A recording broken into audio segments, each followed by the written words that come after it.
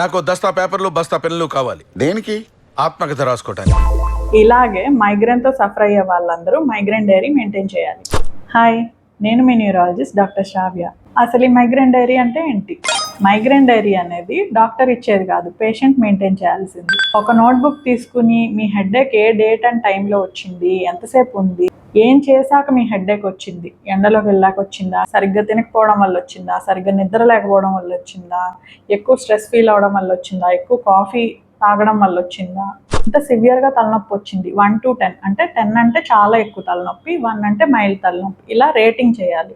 ఇది వచ్చినప్పుడు ఏమైనా టాబ్లెట్ వేసుకున్నారా, టాబ్లెట్ వేసుకున్న ఎంతసేపటికి పెయిన్ తగ్గింది, అది కూడా నోట్ చేయాలి. ఏంటి ఇప్పుడు అసలు నీకు ఎందుకు ఇవన్నీ, ఎందుకు అలా?